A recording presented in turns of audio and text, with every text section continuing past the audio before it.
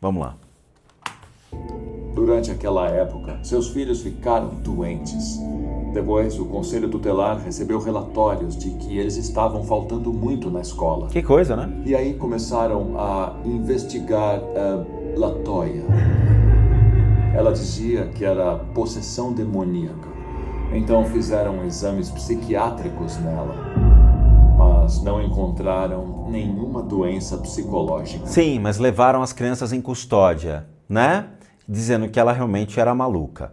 Então veja, de novo, é a mesma coisa que Ed, Lorraine Warren fizeram nos Estados Unidos. Então, eles estavam defendendo um caso de homicídio em que eles acusaram o demônio. O demônio foi o culpado de esfaquear, então, uma pessoa. O juiz riu.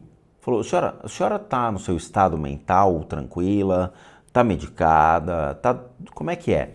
Não, foi um espírito, foi um obsessor, foi um demônio, foi um ser do mundo espiritual que foi lá e que atacou, né, usando o meu cliente, matando uma pessoa. Então significa que ele é inocente, você tem que prender o demônio. O cara pegou cadeia e ele mesmo admitiu que ele cometeu o crime para defender a namorada dele de um abusador sexual. É o mesmo caso. Então o que você tem? Você tem uma pessoa com transtornos emocionais, com transtornos mentais seríssimos e que estava passando por diversos problemas. Então tem que analisar realmente dentro da psicologia, da psiquiatria, da psicanálise para ver qual era o transtorno dessa mulher. Se era uma depressão, se era a responsabilidade de carregar 3 crianças e cuidar dessas 3 crianças não tendo a presença de um pai, o que tem um pesar muito grande, obviamente, numa estrutura familiar e também nas responsabilidades dessa mãe, que provavelmente estava passando por problemas financeiros e não conseguia, então, ajudar esses filhos. Tem vários aspectos de transtornos observados, neuroses, psicoses, que podem ser aplicadas dentro dessa situação. Mas ela leva ao extremo dizendo que é o demônio. Quer dizer, eu olharia e falaria, quem é o religioso que está te instruindo sobre isso? Porque provavelmente é a influência de um religioso. Veja, quando a gente fala da psicanálise, Freud, ele não era contra a religião, mas ele achava que a religião tem um pesar muito grande de cercear completamente o inconsciente de um indivíduo, o que dificulta o acesso para entender e compreender os aspectos que influenciam uma pessoa para que ele pudesse ajudá-la. Então, a religião não é de todo mal visto dentro dos elementos da psicanálise, da psicologia ou da psiquiatria. Ela é importante dentro de um alicerce da ética, moral e de valores para um indivíduo. Porém, quando você leva ao extremo a religião, ela se torna um grande bloqueador do seu inconsciente, do pré-consciente, do seu id, ego, sabe? Quer dizer, entender quem é o indivíduo e o que está agindo sobre o indivíduo. Seja questões do ambiente, seja questões do seu self, do seu ego ou o que for. As autoridades não só fracassaram em encontrar algum indício de doença mental no comportamento de Latoya, ou qualquer inconsistência. Isso foi em 2012, dia 19 de abril de 2012, tá? 2012. Na história dela, como também testemunharam um evento com o filho dela, que os fez perceber que alguma coisa estava acontecendo nessa família, alguma coisa inexplicável. Durante as avaliações psiquiátricas... Veja, no filme, a criança, ela levita da cama, ela cai no chão, ela anda para trás, ela sobe na parede e fica no teto.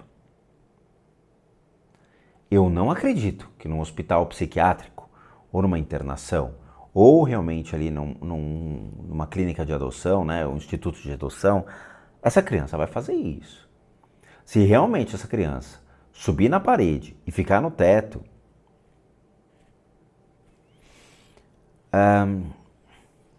não sei.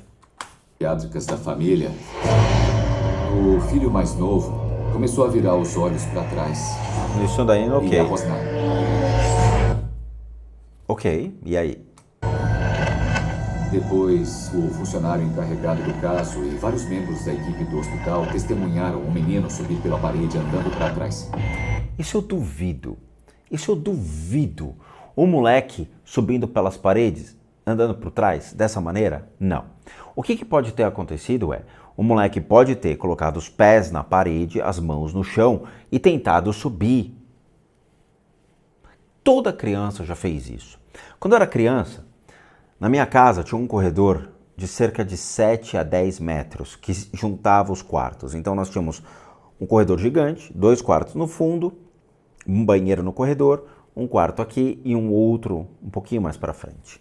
Esse corredor dava para esticar os 2 pés e você subia pelas paredes com os pés. Toda criança já fez essa meleca. Eu fazia isso, tá? E subia. E ficava lá em cima. E descia. E subia com os pés. E descia, tá? Nunca consegui subir pelos cantos. Então, sabe quando você tem a quina da parede, quando você coloca um pé de uma quina e tal? Eu sei que tem amigos meus de infância que faziam isso. Eles conseguiam colocar o pé na parede, o outro na parede, numa quina, e subir de costas para a parede, tá? Isso ok. Isso é factível.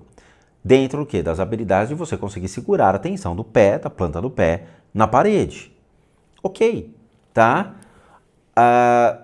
A criança pode ter feito isso? Pode. Mas numa parede assim, lisa, reta, e o moleque subir de costas, desculpa, ninguém documentou, ninguém gravou, ninguém fotografou e não publicaram isso. Ou seja, eu acho que eu vi isso, tá? Então, não sei, tem que ver se realmente o próprio hospital desmentiu em nota depois, dizendo, não, desculpa, isso aqui foi uma mentira, os enfermeiros, eles estavam fazendo uma brincadeira, eles estavam agindo de uma maneira para brincar com as pessoas e tal, e criaram esse enredo. Pode acontecer? Pode, tá? Quando testemunharam o garoto escalar a parede andando para trás, He walked up. Então, ele pode ter realmente colocado os pés só e as mãos. Ele não subiu as paredes como estava no vídeo. aí sim acreditaram. Eles sabiam que não havia explicação para isso. Eu fui chamado pelo Hospital Chaplin para investigar o caso. Isso acontece muito nos Estados Unidos, tá? Alguns hospitais locais acabam chamando um padre, um religioso, para poder tratar a pessoa, o indivíduo dentro do seu elemento de crença, tá? Isso acontece, isso pode sim. Existem muitos hospitais que são israelitas, né? E que podem ter então rabinos entrando e saindo para atender a necessidade das pessoas. Existem hospitais que são multidisciplinares dentro disso, onde você então tem o ser humano visto como ser biopsicossocial, onde você pode tratar pessoas dentro de alas, por exemplo, psiquiátricas, utilizando-se então de seus elementos de crença, tá? Então você pode sim visitar, pode utilizar de religiosos para visitar pessoas. Eu fui visitar Latoya. A entrevista durou 4 horas e no meio da entrevista eu pus o crucifixo na testa da Latoya e ela começou a convulsionar. Quando eu tirei, a convulsão parou. E esse é um dos principais sinais que se encaixam na possessão demoníaca. Coitado, eles acreditam em cada coisa. Vamos lá. Qualquer tipo de religião possui um fenômeno chamado de fenomenologia, né? São os fenômenos observados pelas reações de seus líderes. Isso eu nunca vi no budismo. O budismo não tem Deus, então não existem conflitos dessa magnitude e necessariamente as questões de exorcismo, liberação do mal e tal, tá? Existem rituais que antecedem o budismo, por exemplo, no bonismo ou os ancestrais das montanhas, que são ritos, né? Eu estava lembrando do livro eu tenho um livro de antropologia do budismo que demonstra os nossos antepassados ali no Himalaia e tudo mais, onde eles faziam esses processos de exorcismos. Por quê? Porque eles acreditavam em elementos do mal, forças negativas que agem sobre um indivíduo, não em demônios, mas nossos próprios pensamentos, nossas próprias ações e, obviamente, os seres do mundo espiritual que agem sobre um indivíduo. Então, o ato de exorcizar é só uma maneira de dizer, tá? Que seria, então, o ato de retirar essas energias ruins. Só isso, tá? Isso é normal, isso é observado. quando você tem, então, uma pessoa que acha que é o demônio e parte do princípio que é o demônio e faz tudo para acreditar que é o demônio, dentro da mente desse indivíduo, qualquer artifício que você utilize dentro do critério de sua crença, ele vai ter uma reação contra. Ou por acreditar que realmente o demônio está com ela e esperando que seja uma reação natural, ou passando a acreditar que seria uma resposta natural da sua mente agir dessa maneira. Padre Gabriele Amorfi, então quando você pega o vídeo O Diabo versus o Padre, ele está lá exorcizando pela 9ª vez, 9 vezes, 9 tentativas e não conseguiu, ele morreu, tá? Uma moça que passava a acreditar que era o demônio. A cerimônia é ridícula, eu já mostrei aqui em vídeo, onde ele vai, passa estola, joga água benta, pula 3 ondinhas, coloca o crucifixo na testa e tudo mais, e depois ele cansa, fala, já deu, pode parar. Aí a menina para, ele vai embora. Então o demônio ele só age quando ele fala valendo, e aí acontece. Quando ele fala cansei, vou embora, o demônio sai da menina. Entende? Então ele mesmo fala, é um fator psicológico. Ele faz de tudo para que ela passe a acreditar que o demônio não existe mais com ela. E é um fator psicológico. No livro do próprio padre Gabriele Amorfi, eu tive esses livros aqui em casa, eu acabei vendendo, ele deixa bem claro de que cerca de 97, 98% de todos os casos observados, eles são puramente psicológicos, tá? Não existe nenhuma influência. E o restante, ele não sabe o que é. Entende? Então são fatores muito mais ligados a querer que seja o demônio do que realmente ser o demônio. Diante de tais provas, eu estava convencido de que o único modo de resolver isso era com o exorcismo autorizado pela igreja. Então, eu relatei esse caso para o bispo e ele me deu a permissão. Não é assim que funciona. E aí é um erro, tá? Novamente, no próprio site do Vaticano tem todo o passo a passo e vocês podem entrar no site do Vaticano e pegar. Eu tive esse material aqui em casa, que é o seguinte. Primeira coisa, documentou, gravou, filmou, fez todo um processo de documentar o que estava acontecendo, você automaticamente vai mandar para o Vaticano. Quando o Vaticano recebe isso, ele vai analisar, um bispo vai ser denominado. O bispo é que faz, não é o padre, é o bispo. Existem dizeres de como fazer todo o processo de solicitação mediante o critério de ser ou não necessário um exorcismo. Ele vai mandar tudo isso lá para o Vaticano. Documentou, filmou, usou TechPix, gravou, fez todo o processo. O Vaticano, então, ele pode mandar um bispo ou ele vai designar um xerife ou uma autoridade legal para ir pessoalmente olhar. Ele descarta o padre, porque ele acha que o padre já está enviesado.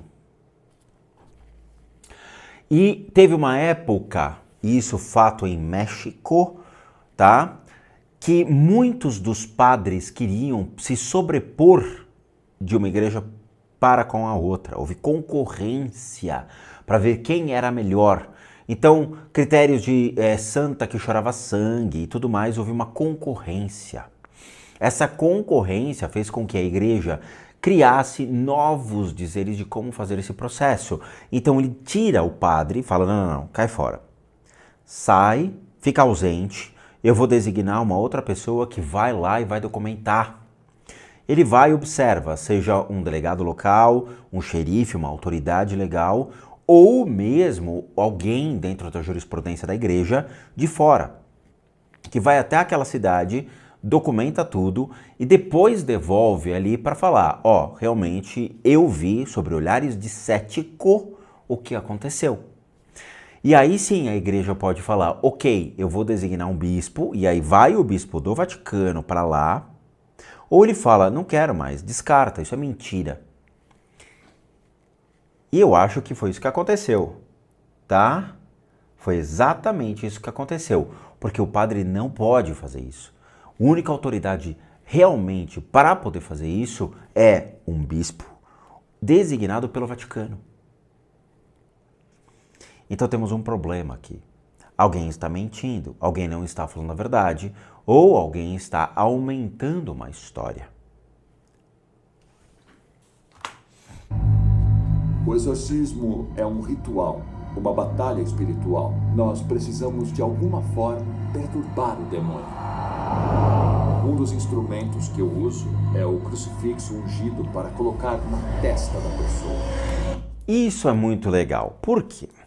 A igreja matou 3 milhões de pessoas na época da Idade Média que tinham sinais do demônio. Então, mulheres feias, mulheres que tinham berruguinha, ou mesmo mulheres que utilizavam-se de produtos ligados à base de planta, extratos de planta, ervas locais para poder curar. E eles achavam que aquilo então era uma prática do demônio, uma vez que eles tinham objetos mágicos. Muitos então utilizavam-se de certos objetos de sua própria crença pessoal. Mas a igreja então tem o crucifixo ungido. A igreja pode então ter seus objetos sagrados, mas as pessoas de outras religiões não. Eles mataram 3 milhões de pessoas numa Idade Média porque eles simplesmente tinham seus elementos de crença. Mas a igreja pode ter a água benta e o crucifixo. A segunda coisa é espargir água benta. O rito é dividido em 3 segmentos. Falamos com o demônio, depois falamos com Deus e podemos fazer isso em nosso idioma ou outra língua, pode ser até o latim. Pode ser até o latim.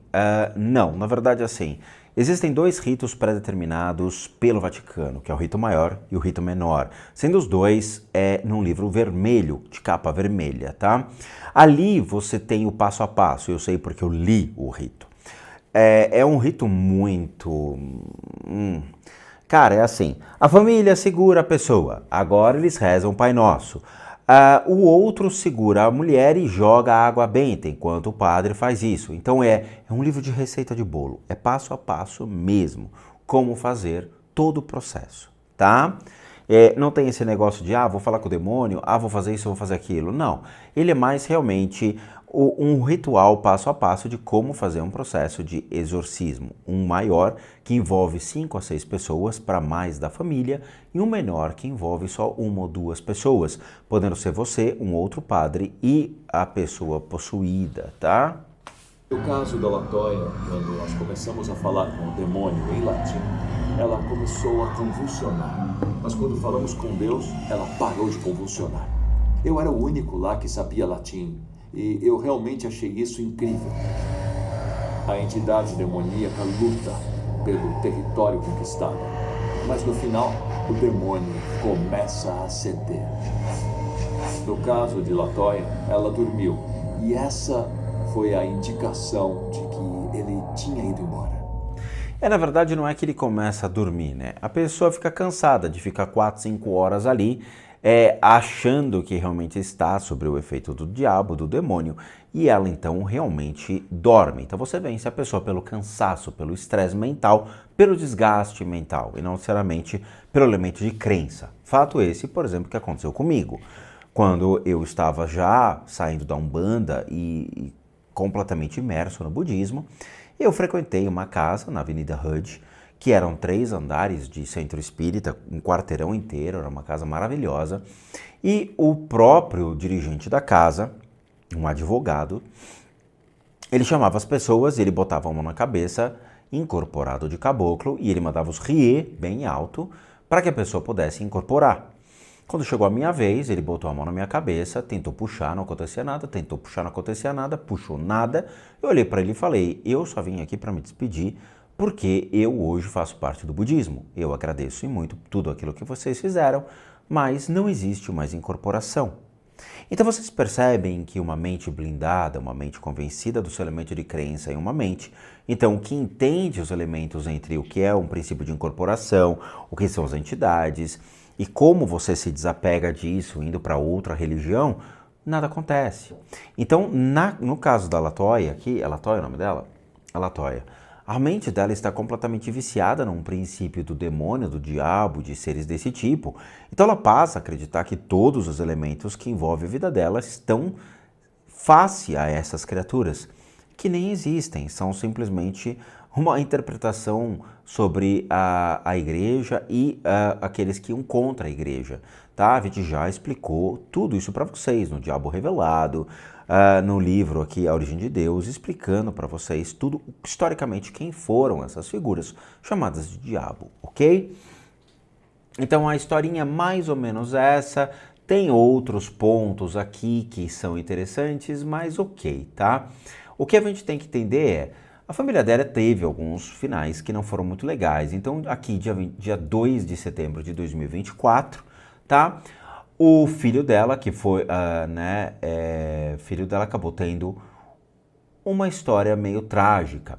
Então, desde o lançamento do Deliverance, do Netflix, a LaToya Amos se tornou um nome bastante famoso nas discussões da internet, claramente, né? E ela vai surfar nessa onda.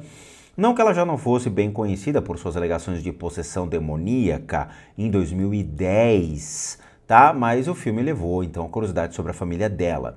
E, infelizmente, o filho dela faleceu em 8 de outubro de 2021, com 17 anos. E sua morte foi mencionada discretamente em um obituário, sem nenhum detalhe sobre a causa, deixando muitos pensamentos nos tempos difíceis que levaram a sua perda trágica. Pode ter sido o quê? Covid, pode ter sido outra coisa, tá? Então, ele tinha a vida inicial de Armani, foi tudo menos normal, graças a todas as coisas malucas que aconteceram na cidade de Indiana, que é onde realmente a casa ali assombrada residia, né? Então, sua mãe, LaToya, alegou que sua casa era genuinamente assombrada, por mais de 200 demônios. Eu já levantava e já ia embora só nesse princípio, tá? Quantos demônios são? 200. Fala, bom, não existe um, imagina 200, então eu vou embora. Bom, Armani junto com seus irmãos era uma parte central da história, claramente, então eram 3 crianças, tá? E passaram ali a ser alvo, então, dessas histórias que a mãe deles o contou. Então, quando ele tinha 7 anos, ele foi relatando mostrar esses sinais de possessão, falando com entidades que não existiam ou não podiam ser vistas. Ele também estava constantemente fazendo coisas que faziam sua mãe se convencer de que a casa era assombrada por forças sobrenaturais.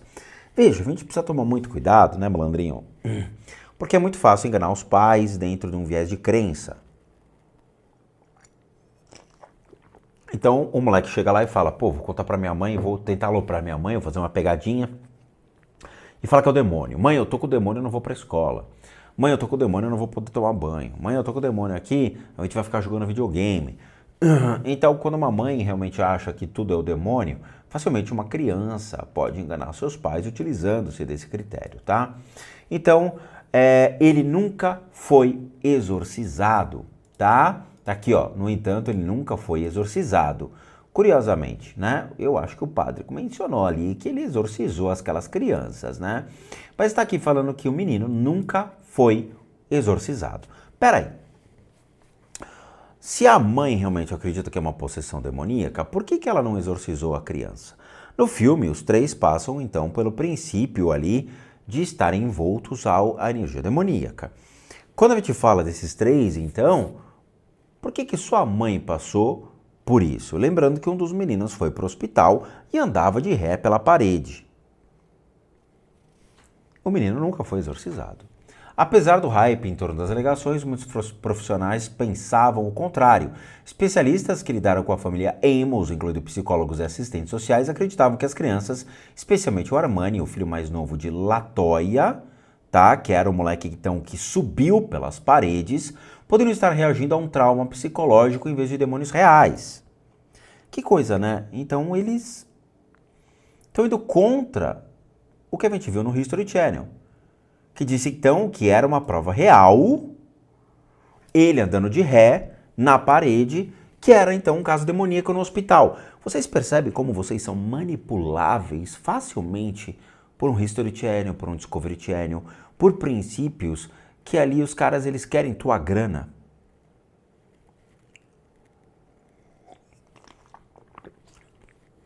Como diria, né, infelizmente, o Daniel Mastral, o cristão é muito facilmente enganável.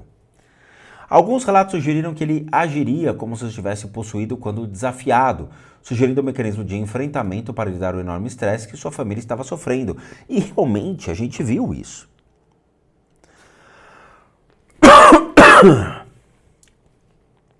No filme, há relatos de que a família estava passando por dificuldades financeiras.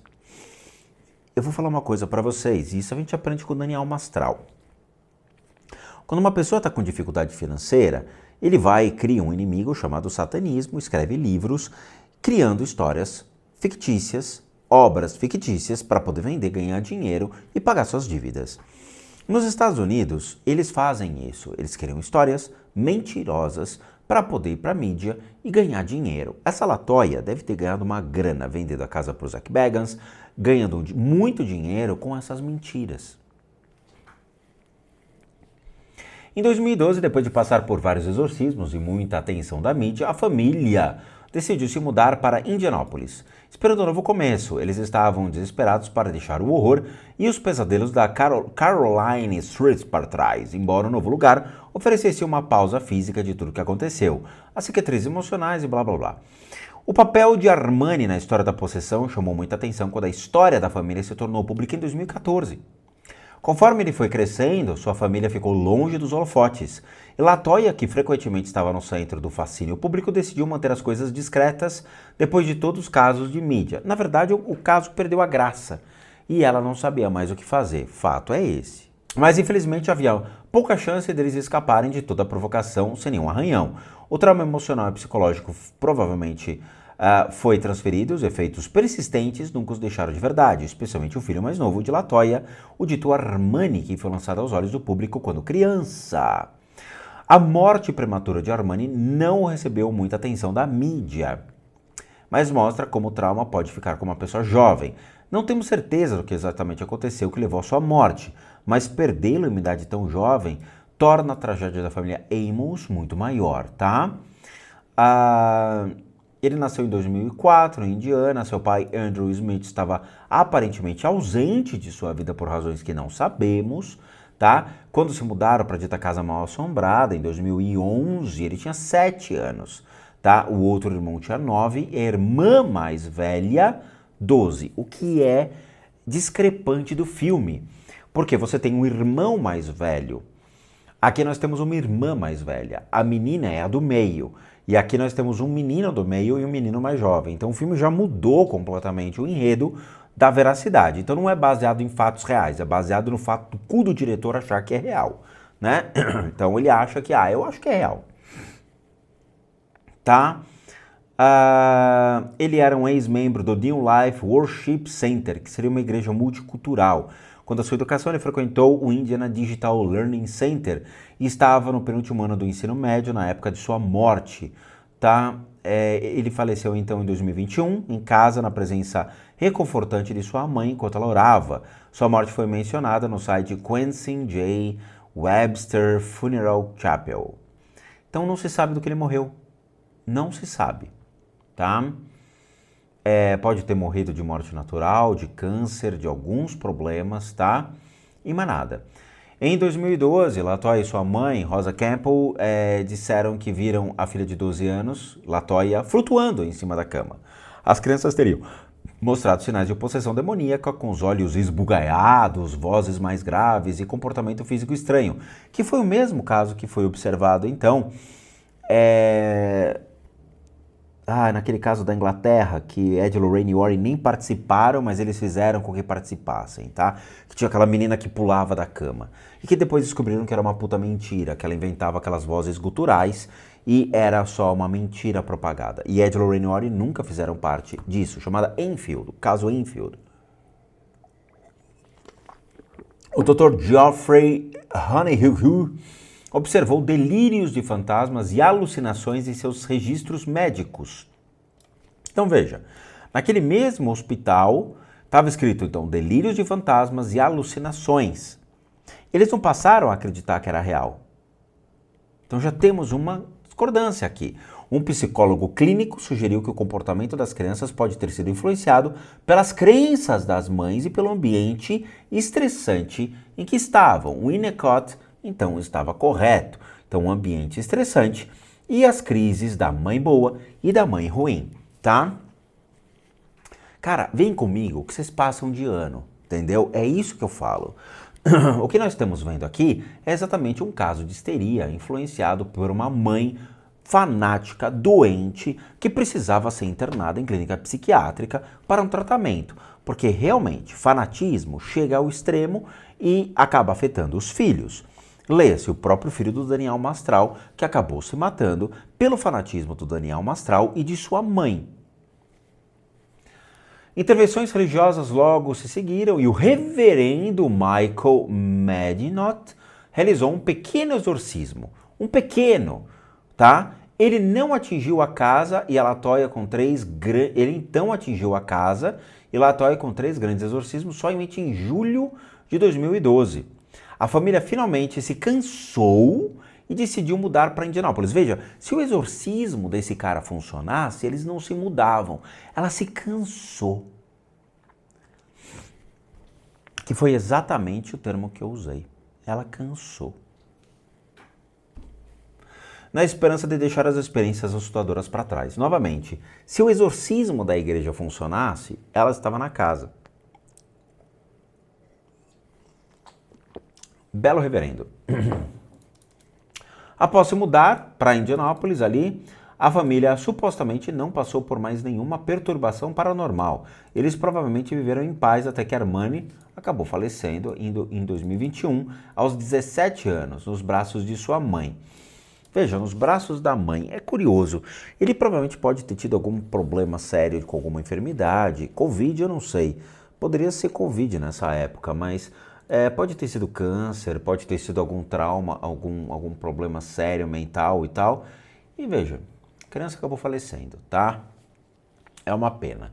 Mas vocês veem o quão mentiroso é toda essa história e claramente o seu youtuber predileto, que fica lá narrando historinhas e contando historinhas de fantasmas, ele vai aumentar isso daqui e vai extrapolar, dizendo que é o demônio, que é o demônio, que é o demônio. E não é nada disso. E prova disso é que nós vamos fazer o Testando o Demo aqui agora, sobre todas essas energias da casa, trazendo aqui o que realmente aconteceu com essa moça e a gente então vai poder verificar quais são os seres. Mas eu vou explicar tudo isso no próximo vídeo. Fechou? Então é isso. Agradeço a todos, muito obrigado. Obrigado por assistir o vídeo até agora. Como recadinhos finais, todo mundo que sabe que eu, Rodrigo, sou um terapeuta, um psicoterapeuta alternativo, sou licenciado nacional e internacionalmente por institutos que me habilitam, me capacitam para que por meio de técnicas complementares a gente possa complementar a medicina e não substituir. Complementamos junto aos tratamentos das enfermidades física, emocional, mental, bem como as limpezas de casa e as análises de casas. E para aqueles que querem passar por isso, devem encaminhar um e-mail para limpezadecasas@gmail.com e lá vocês vão observar ali todas as informações, bem como os valores a serem pagos. Claramente eu cobro, por quê? Porque eu sou um profissional das práticas integrativas complementares e logo um psicanalista. Para aqueles que querem ajudar o canal, nós temos 3 formas de donation, PayPal, seja membro e valeu. Os 3 encontram-se aqui abaixo, basta você clicar em uma abinha, vai ser levado a uma página e você pode doar o valor que você quiser ou puder. Ou mesmo nosso site, casasassombradas.com.br. Muita coisa legal para vocês, vejo vocês nos próximos vídeos e bons sustos a todos nós.